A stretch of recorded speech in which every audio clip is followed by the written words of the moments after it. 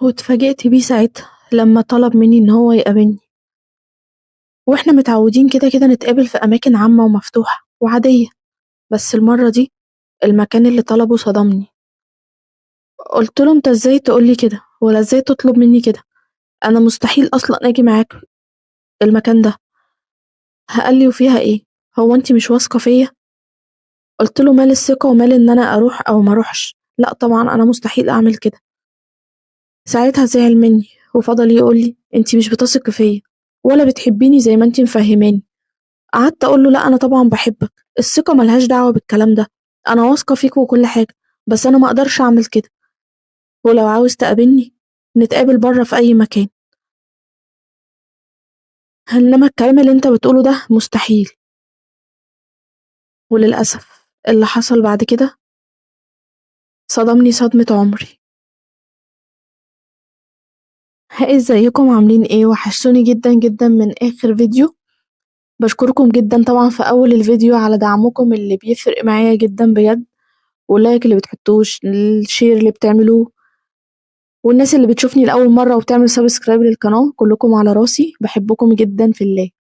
يلا بينا نبتدي قصتنا النهاردة قصة حقيقية وحصلت فعلا، وكالعادة بحكيها ليكم للعبرة وللتعلم. صاحبة القصة بتقول: أنا اسمي وفاء، عندي 29 سنة، من الطبقة المتوسطة، بابا متوفي وأنا عايشة مع ماما لوحدنا وما عنديش إخوات. اتربيت على إني غالية ولازم أحافظ على نفسي. ماما كانت دايما تقولي البنت غالية ولازم تحافظ على شرفها وعلى نفسها وعلى سمعتها. كنت أقول لها وافرض يا ماما إن أنا حبيت واحد، وفيها إيه لو كلمته؟ هو كده هيبقى غلط؟ كانت تقعد تقولي خليكي زي الألماظ، الألماظ غالي والناس كلها نفسها فيه وهتتجنى عليه، بس مش بيشتريه غير اللي يقدر على تمنه واللي معاه تمنه. ودي كانت نصايح ماما ليا، اللي كانت على طول تقولي اسمعي نصيحتي واعملي بيها. لحد ما دخلت كلية، كان كل هدفي إني أتخرج وأشتغل وأساعد ماما في مصاريفنا يعني. ماما ماما اللي تعتبر كانت شغالة خياطة، عندها مكنة كده صغيرة بتفصل هدوم بيتي وخروج كمان، وزباينها كانوا من كل مكان وبيجولنا دايما البيت.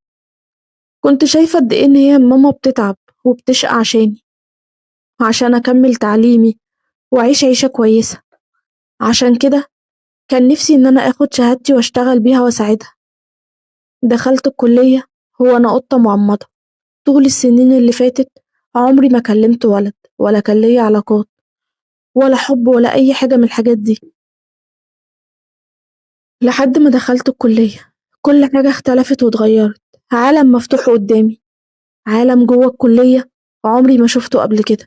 صحاب شباب وبنات من كل الأنواع، عاملين شلة، صحاب وشباب، كل اللي شاغلهم إنهم يتخرجوا ويكونوا أوائل الدفعة.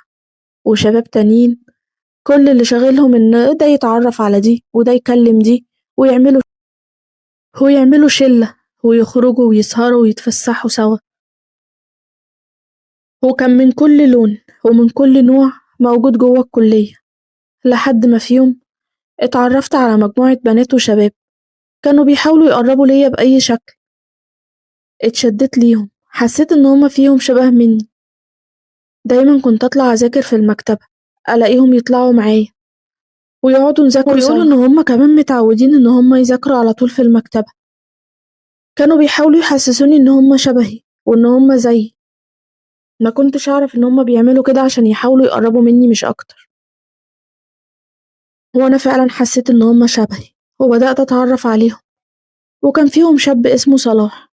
صلاح ده بقى يعتبر اتعلقت بيه أو كده، اتشدت له من أول نظرة من أول ما اتعرفت عليهم. هو كمان كان عينه عليا في الرايحة وفي الجاية، وكان دايما متابعني، وعلى طول عينه كان جواها كلام وكأنه عاوز يقولي حاجة. قعدت فترة ملاحظة كده ونظراته ليا كانت بتزيد، لحد ما في مرة واحنا كلنا قاعدين لقيته قال لي إن هو عايز يتكلم معايا وإحنا لوحدنا. ساعتها كل صحابنا قعدوا يضحكوا ويقولوا كلام بقى اللي هما الشباب بيقولوه مع بعض في الهزار ده: أيوة يا عم، يا بختك، وكلام من النوع ده. وساعتها قعدت أنا وصلاح على ترابيزة لوحدنا بعيد عن صحابنا. وقتها قال لي إن هو بيحبني وإنه عاوز يرتبط بيا.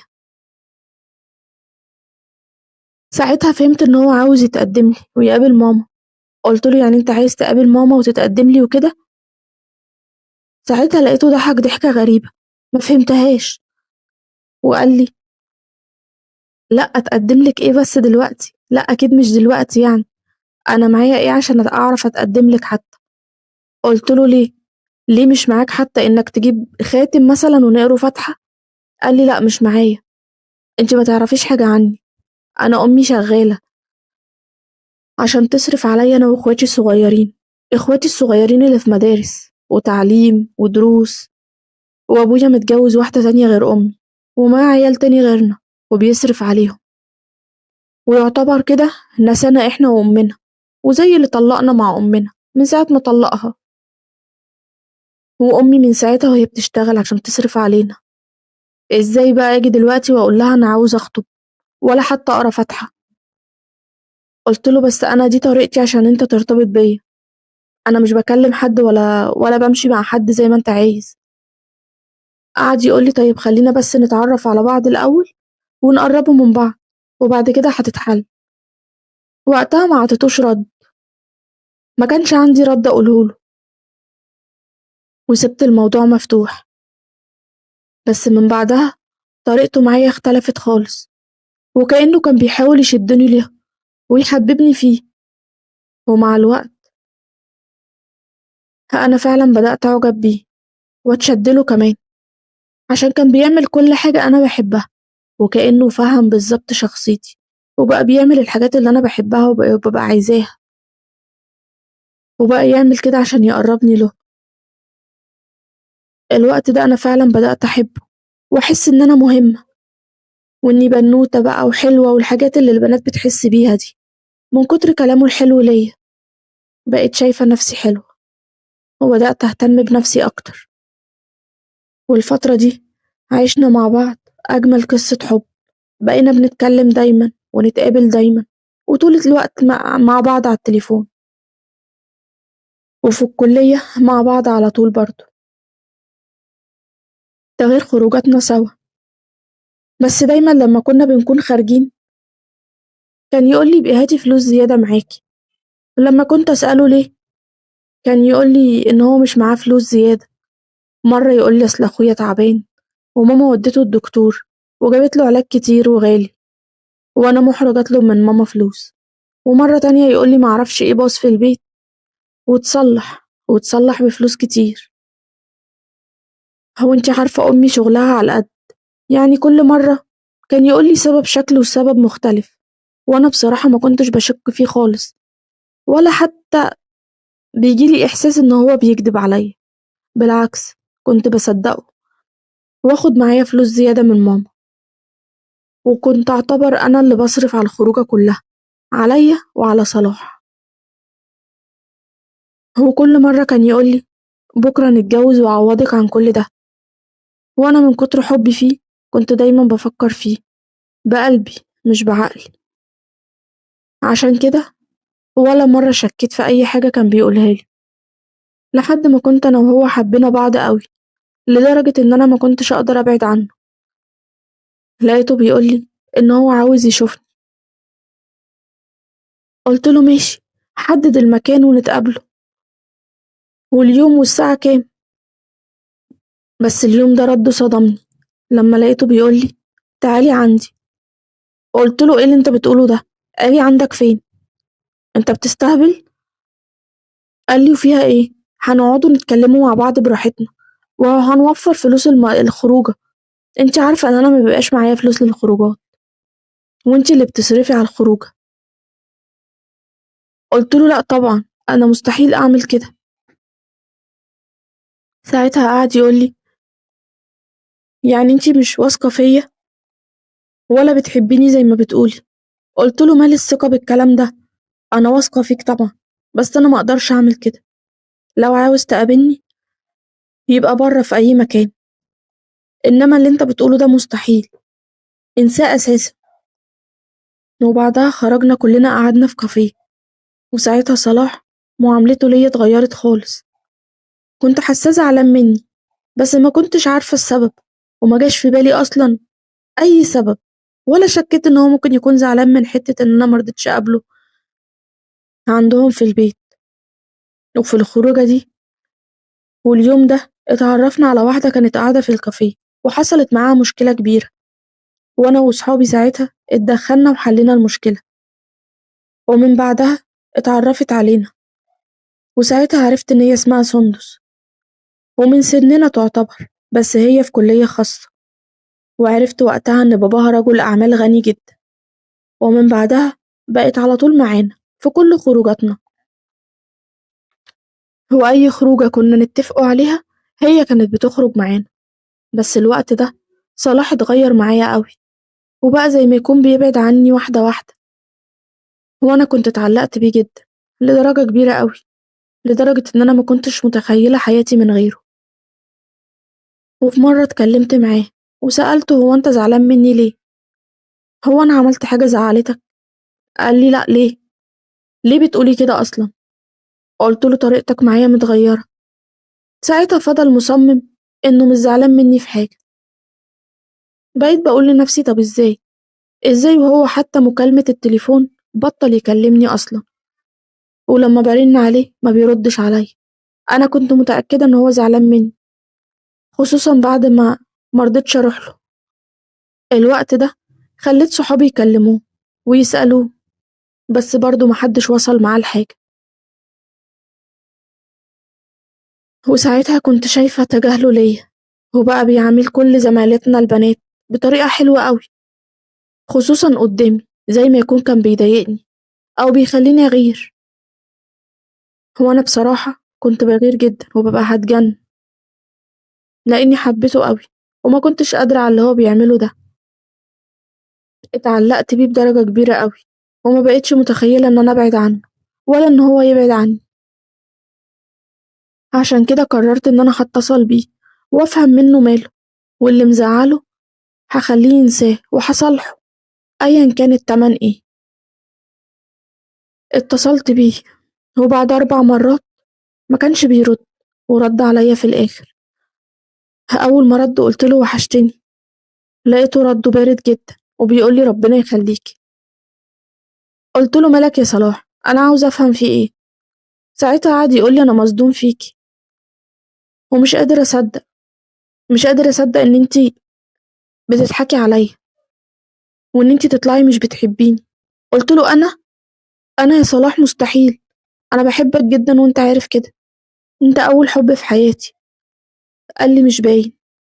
وساعتها فضل يضغط عليا ويقول لي إن أنا لو كنت بحبه كنت وافقت على طلبه اللي هو طلبه، وإن أنا عشان أثبت له إن أنا بحبه لازم أنفذ اللي هو قاله.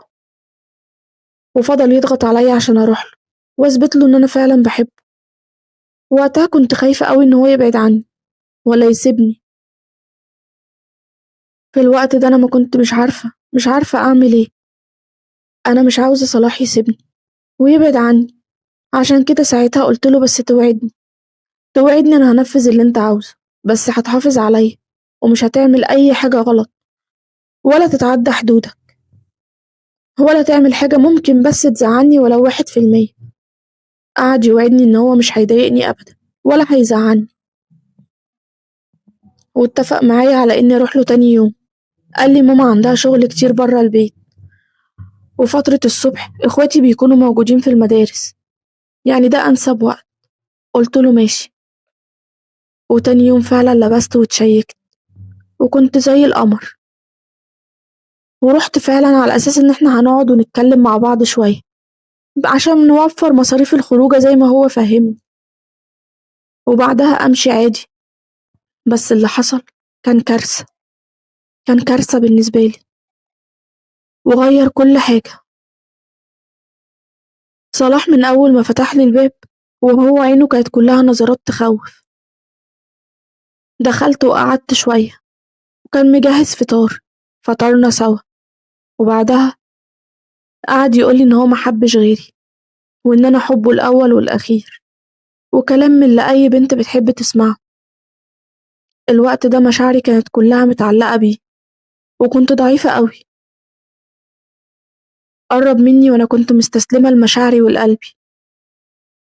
اللحظة دي عقلي ما كانش بيفكر خالص، قلبي هو اللي كان بيحركني. وفي لحظة حصل اللي حصل. بعدها ما كنتش مستوعبة أي حاجة، بس لما بدأت أستوعب وأفوق كده استوعبت اللي حصل، وقلبي اتقبض. يا لهوي، أنا هعمل إيه دلوقتي؟ هعمل إيه في المصيبة دي؟ ساعتها نزل عليا نوبة عياط، عياط رهيب، وبقيت مش عارفة هعمل إيه. عمالة أقوله ليه؟ طب ليه كده؟ ساعتها قعد يقولي ما تخافيش، أنا مش هسيبك، وعشان تطمني إحنا هنكتب ورقتين عرفي عشان أثبتلك إن أنا بحبك وإن إنتي مراتي. هو وعدني إن هو هيشتغل ويتقدم لي ونتجوز رسمي، وعشان أنا بحبه وقلبي كان مسيطر عليا صدقته. وبقينا على طول نتقابل، والموضوع ده اتكرر كتير جدا. وفي مرة جابوا ورقتين جواز عرفي، بس ساعتها لما عطاني ورقتي أنا كنت خايفة، وهو لاحظ كده. قال لي طب بصي، أنا هخلي الورقتين معايا عشان انتي شكلك كده خايفة يعني حد يشوف الورقة دي معاكي. ساعتها أنا لا بصيت في الورقة، ولا كنت أعرف أصلا مكتوب في الورقة إيه، ولا أصلا أعرف الورقة دي بيتكتب فيها إيه. كنت بصدقه وبثق فيه بدرجة كبيرة جدا، لدرجة ملهاش حدود. وبعد كام يوم من مقابلاتنا دي صلاح بدأ يتغير معايا، وزي ما يكون زهق مني أو وصل للي هو عايزه، وبقى دايما عينه زايغة على دي وعلى دي. كنت بستغرب تصرفاته اللي ما كانش بيعملها قبل كده، وكنت بحاول أقنع نفسي إني غلطانة، وأكيد أكيد هو في حاجة مضايقاه أو في حاجة معاه، وأكيد عشان بحبه قوي عاوزاه مهتم بيا زيادة. لحد ما في يوم لقيت علاقته بسندس اللي اتعرفنا عليها في الكافيه وحكيت لكم عنها بقت غريبة. ودايما لما نخرجوا سندس كانت بتقعد جنب صلاح، وهو دايما كان قريب منها، وأي حاجة تحتاجها كان بيعملها لها. كنت حاسة إن في حاجة غلط أو في حاجة بينهم، بس ما كنتش متأكدة. لحد ما زهقت في مرة وتعاركت مع صلاح، وقلت له أنت لازم تيجي تتقدم لي رسمي ونتخطب، أنا مش هفضل قاعدة بالطريقة دي. بس ساعتها ردوا عليا صدمني لما قال لي أنا مستحيل أتجوزك، ولا حتى أنا ناوي أتجوز أصلا دلوقتي. قلت له يعني إيه؟ ووعدك ليا؟ لقيته سكت وبصلي بصة كلها عوجان، وهو رافع حاجب ومنزل حاجب، وقال لي ما انت كمان كنت واعدة مامتك ان انت تحافظي على نفسك، ما نفذتيش وعدك ليها ليه؟ ساعتها قعدت ازعق معاه، حسيت انه بني ادم حقير. قلت له انت يا حيوان، انت كنت بتلعب بيا؟ انت كنت بتضحك عليا؟ قال لي انت اللي سهلة، اعمل لك ايه؟ ساعتها انهارت، وحسيت فعلا بالمصيبة اللي انا عملتها في نفسي، وحسيت بان هو عنده حق، ما فعلا انا اللي عملت في نفسي كده. وساعتها لقيته راح مطلع فلوس من جيبه، مبلغ كبير. استغربت هو اصلا جاب الفلوس دي منين، اللي كان على طول بياخد مني فلوس عشان نخرج، وانا اللي كنت بصرف على الخروجات، وعلى طول ما كانش معاه فلوس اصلا. لقيته بيقول لي خدي الفلوس دي واعملي عملية هترجعي زي ما كنتي. قلت له بس احنا متجوزين. قال لي اه، ما انا نسيت اقولك، انا قطعت الورقتين لان ملهمش لازمة. ساعتها ضربته بالقلم وقلت له اه يا حيوان، انت لعبت بيا وكمان قطعت الورقتين اللي هيثبتوا حقي. قال لي حقك في ايه؟ حقك في ايه؟ انت اصلا ما بصيتيش في الورق كان مكتوب فيه ايه، ولا حتى انت اللي حافظتي على نفسك. ساعتها بجد حسيت ان انا رخيصة، فقلت له يعني ايه؟ قال لي يعني زي ما فهمتي كده، اعملي العملية وارجعي زي ما كنتي ونسيني خالص. وقتها فعلا استحقرته واستحقرت نفسي قبله، وأخدت منه الفلوس وفعلا عملت العملية. الوقت ده كان آخر سنة في الكلية، كنت دايما بشوفه مع سندس اللي هي اتقابلنا مع بعض في الكافيه اللي قلتلكوا عليها. واللي عرفته من صحابي كمان إنها على طول بتيجي لصلاح الكلية، برغم إن هي مش معانا في الكلية بس دايما كانت بتجيله. قلت لنفسي يبقى إحساسي صح، في حاجة بينهم. بس الغريب بالنسبة لي سندس غنية جدا وصلاح ظروفه صعبة، ومفيش توافق بينهم في المستوى الاجتماعي حتى. بس برضه كنت عارفة إن سندس هي اللي مسيطرة على باباها، وهي اللي بتعمل كل حاجة هي عايزاها وباباها بينفذها لها ومستحيل يرفض لها طلب. خلصت كليتي واتخرجت، وساعتها قلت إن أنا لازم أشتغل وأساعد ماما وأصرف على نفسي. وفعلا اشتغلت في بنك، وبعدها اتعرفت على زميل ليا في البنك اللي اشتغلت فيه، كان اسمه حاتم، شخص محترم جدا ومتدين.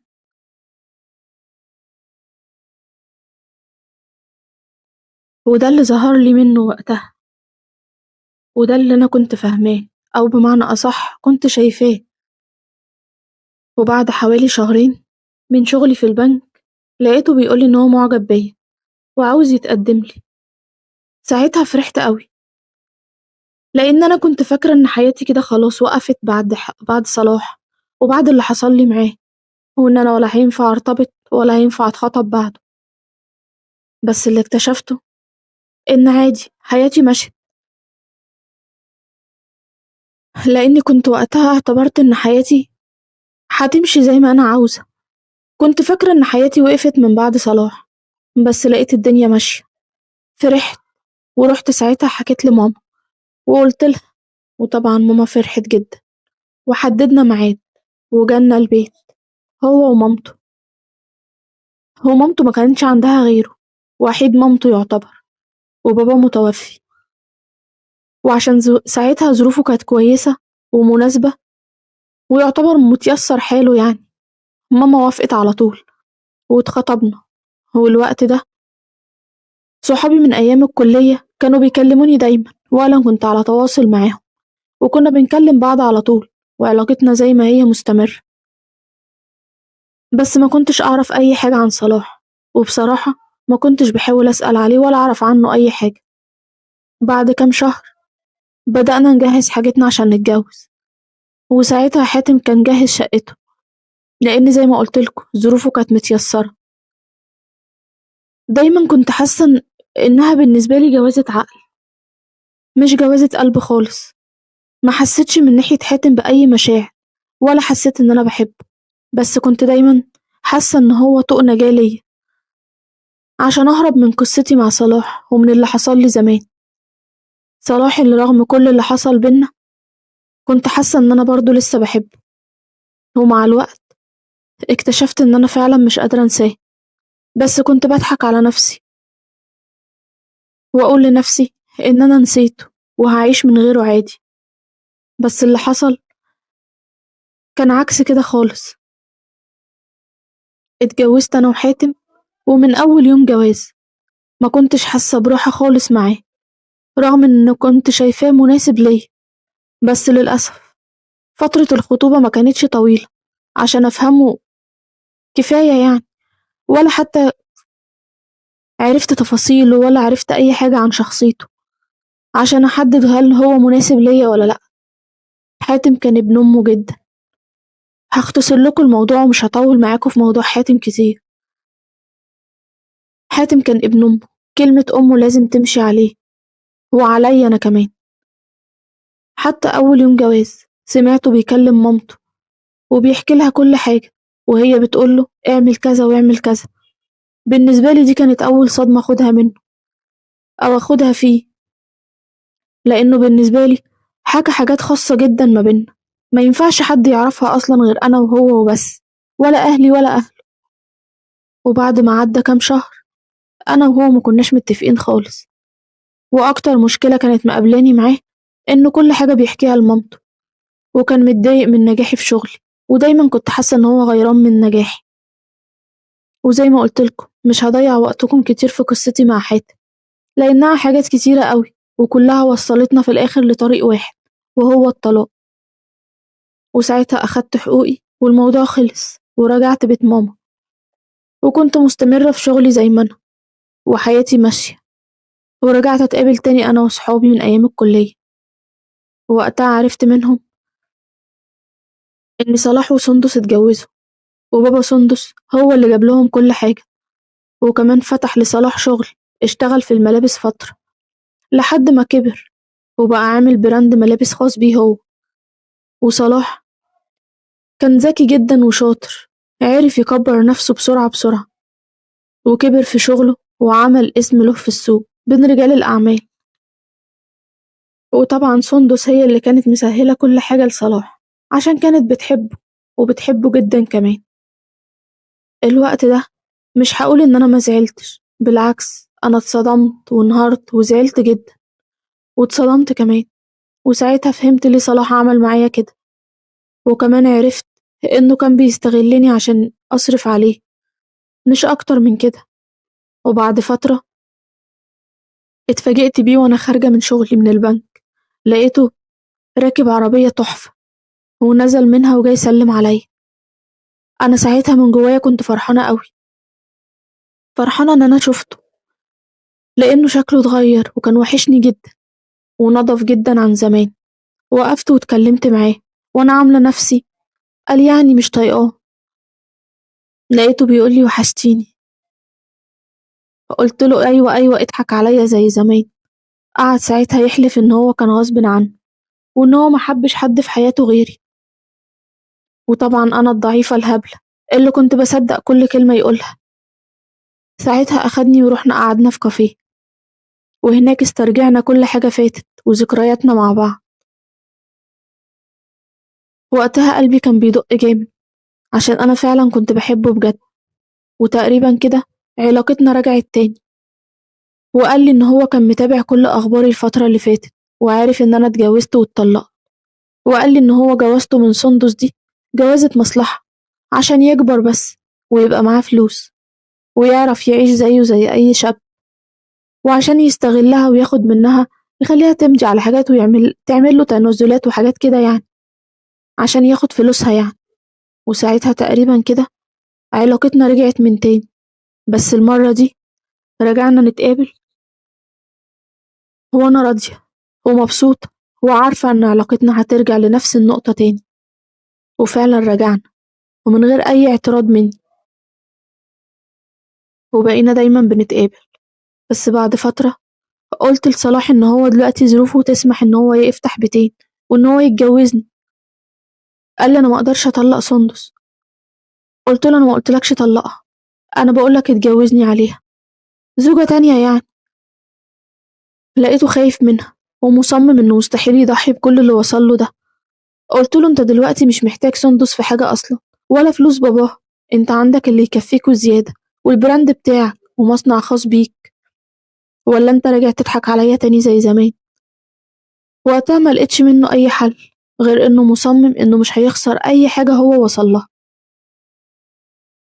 الوقت ده على قد حبي له وعلى قد إن أنا كنت بحبه جدا وما أقدرش أعيش من غيره، وما صدقت إن إحنا رجعنا لبعض، بس الغل والانتقام ملوا قلبي، وبقيت حاسة فعلا إن أنا اتضحك عليا، وحاسة إن هو فعلا يستاهل أي حاجة تتعمل فيه.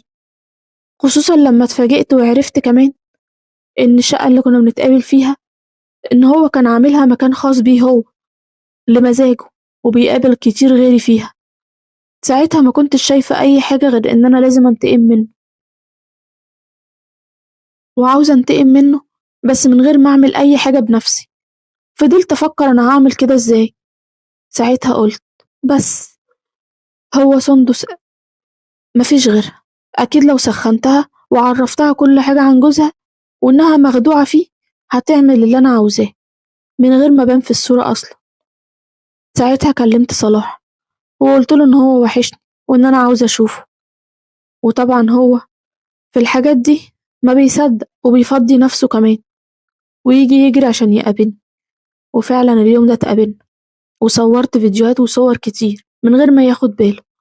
وبعدها مشيت واتصلت بسندس وقلت لها ما تقوليش لحد ان انا كلمتك ولا انك جاية تقابليني، انا لازم اشوفك دلوقتي ضروري. قالت لي لا مش هينفع دلوقتي، خلينا بكرة طيب. قلت لها ماشي. وتاني يوم فعلا اتقابلنا، واول حاجة قلتها لها موضوعي القديم مع صلاح، وقلت لها ان هي مخدوعة فيه، وقلت لها اللي عمله فيا كله والعملية اللي عملتها.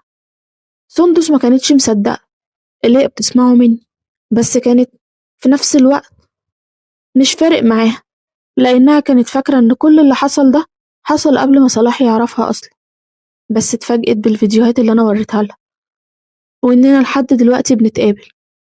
قلت لها كمان إنه قال لي إن هو متجوزها عشان فلوسها وعشان فلوس باباها وعشان الأملاك اللي عندها. دي بقى كانت أكبر صدمة ليها. وعرفتها مكان الشقة فين وإنها ممكن تراقبه لو مش مصدقاني. قلت لها وهتشوفيه بنفسك وهو بيروح الشقة دي، وناس كتيرة بتروح له هناك. وقتها فضلت أسخن فيها ومشيت وسبتها. وبعد حوالي أسبوع لقيتها كلمتني، وكانت مصدومة ومنهارة وعمالة تعيط، وقالت لي إنها راقبت صلاح واتأكدت من كلامي. دي كمان قالت لي إنها اتفقت مع واحدة تقرب له، وصلاح استجاب ليها وأخدها هناك برضه وصورته طبعا. وساعتها سندس وهي بتحكيلي كانت مش شايفة أي حاجة غير قدامها غير إنها لازم تخلص منه، ومن كتر عياطها وانهيارها بقت عمالة تقول أنا هخلص منه، أنا مش هتطلق، أنا لازم أخلص منه. وساعتها قالت لي انتي ما تحاوليش تكلميني ولا تتصلي بيا اليومين دول خالص. وقالت لي إنها اتفقت مع 2 مسجلين خطر هي تعرفهم عن طريق شغل باباها، والاتنين دول هيخلصوها منه. ساعتها قالت لي إنها اكتشفت إن صلاح كمان كان دايما بيمضيها على أوراق مهمة، ولما دورت وراه عرفت إنها تنازلات عن بعض أملاكها. قلت لها أنا عارفة، وهو حكالي الكلام ده. وقلت لها كمان إن هو فعلا كان ناوي يضحك عليكي ويفضل معاكي لغاية وقت معين، لغاية ما تمضيله على كل حاجة وكل حاجة تبقى بتاعته، وساعتها هيسيبك ويطلقك. ساعتها ما كانتش شايفة قدامها من كتر اللي أنا عمالة أقوله واللي نازل عليها. أنا اتضحك عليا، أنا إزاي خدعني كل ده؟ إزاي أنا العبيطة اللي قدرت أصدقه؟ إزاي علقني فيه بالشكل ده؟ قلت لها مش لوحدك، نفس اللي عمله معايا، بس الفرق إن أنا ما خدش مني فلوس كتير، أنا خد مني فلوس خروجات بس خد اللي أغلى من الفلوس مني. وقفلت معاها التليفون على إنها مصممة لازم تخلص منه، والموضوع بالنسبة لي اتقفل على كده. معرفتش أي حاجة بعدها لحد ما في يوم اتفاجئت بالشرطة جت على بيت ماما وخبطوا جامد وسألوا عليا. وطبعا ماما ساعتها قعدت تقول لهم في ايه، عملت ايه اللي حصل، اكيد انتوا غلطانين في الاسم. وساعتها انا ما كنتش فاهمة اي حاجة ولا انا عملت ايه اصلا، واخدوني معاهم. وساعتها عرفت هناك في التحقيقات ان صلاح واحدة كانت رايحة تقضي يوم معاه، واول ما فتحت الباب ودخلت لقيته مرمي في الارض ومقتول ومن غير عينين. ساعتها خافت وانهارت وفضلت تصوت صوت هستيري لحد ما اغمى عليها. وبعدها واحد من الجيران سمع صوت الصوت، نزل يشوف فيه ايه في الشقة اللي الصوت عالي قوي فيها دي. وساعتها لقى صلاح مقتول وجنبه واحدة مرمية وزي ما يكون مغمى عليها. ساعتها بلغ البوليس، وساعتها الشرطة لما جت أخدوها، وبعد ما فوقوها شكوا إن هي اللي عملت كده، إن هي اللي قتلته. بس هي فضلت مصممة إن هي ما عملتش أي حاجة، وإنها أول ما دخلت الشقة وقالت لهم إن هي متعودة تروح له على طول، بس أول ما فتحت الباب ودخلت الشقة لقيته ميت في الأرض. ساعتها قالوا لها وانت مين فتح لك وجبتي المفتاح منين؟ قالت لهم أنا كان معايا المفتاح وهو سايبه معايا على طول. وقتها الشرطة فضلت تدور على كاميرات المراقبة اللي في المنطقة كلها، ولما فتشوا الشقة كمان اكتشفوا إن صلاح كان حاطط كاميرات مراقبة اللي هي الدقيقة جدا الصغيرة دي في كل مكان في الشقة، كان بيصور نزواته الحيوان. عرفت إنه كان الحيوان ده كان مصورني أنا وكل اللي كانوا بيروحوله، أي واحدة يعرفها، هو كان مصور كل قرفه مع كل واحدة. عشان كده قبضوا عليا لما شافوني في الفيديوهات، وشافوا اللي عمل كده في صلاح كمان واتقبض عليهم. وقالوا إنهم ساعتها قالوا إنهم واخدين مبلغ كبير من سندس، واعترفوا على سندس وقالت إن هي عطتهم المبلغ ده مقابل إنهم يخلصوها من صلاح. أما موضوع عينه ده قالوا إن هي طلبت منهم كده عشان انتقام منها يعني، عشان صلاح كانت عينه زايغة وبتاع بنات، وهي كانت حاسة إن هي عايزة تنتقم منه. وطبعا أنا وكل البنات اللي اتصوروا اتحكم علينا بتهمة ممارسة أعمال غير أخلاقية واتسجنا. أما سندس هو اللي قتلوا صلاح اتحكم عليهم بالإعدام. أنا صلاح ضحك عليا وعلى بنات كتير قوي، كان فاكر نفسه ذكي بس هو كان ظالم، ونهاية كل ظالم صعبة جدا. هو بنى حياته على الحرام وعلى ظلم، عشان كده نهايته كانت سودة ومأساوية. وأنا غلطت وبدفع تمن غلطتي. أنا اتفضحت وأمي مش عارفة ترفع راسها في وسط الناس، أمي اللي شقيانة عليا من صغري عشان تربيني وتكبرني وتعلمني، حطيت راسها في الطين لمجرد نزوة ولمجرد هبل ومجرد علاقات باسم الحب. أنا غلطت غلط كبير جدا وغضبت ربنا. ربنا سترها معايا مرة واتنين على أمل إن أنا أتوب وأرجع عن الحرام، بس أنا اتمديت فيها. عشان كده ربنا رفع ستره عني ورجلي جت في الجريمة، مع إني ما عملتش أي حاجة في الجريمة دي. رجلي جت في الجريمة بفيديوهات متصورة ليا. سؤالي ليكم دلوقتي، ليه لما الواحد يظلم ويغلط مرة وربنا يسترها معاه يفكر إن كل مرة هتعدي وربنا هيسترها معاه؟ وليه بيتمادى في غلطه بدل ما يرجع ويتوب ويندم على اللي عمله؟ ودي كانت قصتي النهاردة، بتمنى من كل قلبي تكون عجبتكم، وبتمنى دعمكم اللي بيفرق معايا جدا، اللايك وسبسكرايب للقناة، شيروا الفيديوهات مع أصدقائكم وحبايبكم عشان قناتكم تكبر بيكم. ولو أول مرة بتشوفوني اعملوا سبسكرايب للقناة وفعلوا زر الجرس على الكل عشان يوصل لكم كل فيديوهاتي اللي بعملها. وبتمنى القصة تكون عجبتكم ويكون فيها عبرة ويكون فيها استفادة. وبتمنى من كل قلبي أشوفكم على خير في قصة جديدة. باي باي.